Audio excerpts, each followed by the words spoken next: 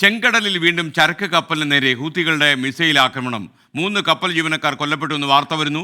ഗ്രീസിന്റെ ഉടമസ്ഥതയിലുള്ള കപ്പലിന് നേരെയാണ് ആക്രമണം ഉണ്ടായത്.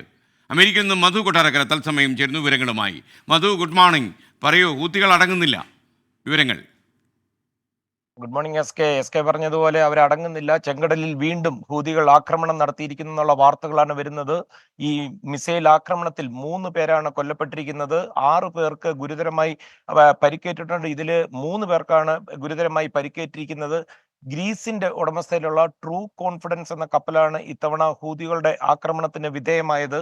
കരീബിയൻ രാജ്യമായ ബാർബഡോസിന് വേണ്ടി ഒരു ചരക്ക് ഗതാഗത സർവീസ് നടത്തുന്ന കപ്പലായിരുന്നു ഇത്. പ്രാദേശിക സമയം 11:30 ഈ ആക്രമണം നടന്നത്. ഇത് ആദ്യമായിട്ടാണ് ചെങ്കടലിൽ ഹൂതികളുടെ ആക്രമണത്തിൽ കപ്പൽ ജീവനക്കാർ കൊല്ലപ്പെടുന്നത്. കപ്പൽ ആക്രമിച്ചതിന്റെ ഉത്തരവാദിത്തം ഏറ്റെടുത്തുകൊണ്ട് ഹൂതികൾ രംഗത്ത് വന്നിട്ടുണ്ട്.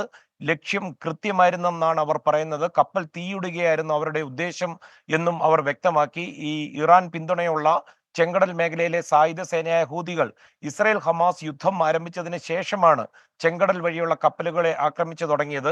ആക്രമണത്തിനെതിരെ പ്രതികരിച്ചുകൊണ്ട് അമേരിക്ക രംഗത്ത് വന്നു. ഉത്തരവാദിത്തമില്ലാത്ത പ്രവൃത്തികൾ മൂലം ഈ നിരപരാധികളാണ് കൊല്ലപ്പെടുന്നതെന്നാണ് അമേരിക്കയുടെ സ്റ്റേറ്റ് ഡിപ്പാർട്ട്മെന്റ് വക്താവ് മാത്യു മില്ലർ ഇന്ന് പറഞ്ഞത്. അമേരിക്കയുടെ കണക്കുകൾ പ്രകാരം ഇതിനോടകം 45 പ്രാവശ്യമാണ് ഈ ഹൂത്തികൾ മിസൈൽ ഡ്രോൺ ആക്രമണങ്ങൾ ചെങ്കടൽ വഴി കടന്നുപോകുന്ന കപ്പലുകൾക്ക് നേരെ നടത്തിയിരിക്കുന്നത്. Okay, thank you Madhu Kottarakkara. Swapnamol പറയുന്നു. Good morning. Good morning സ്വപ്നമോൾ.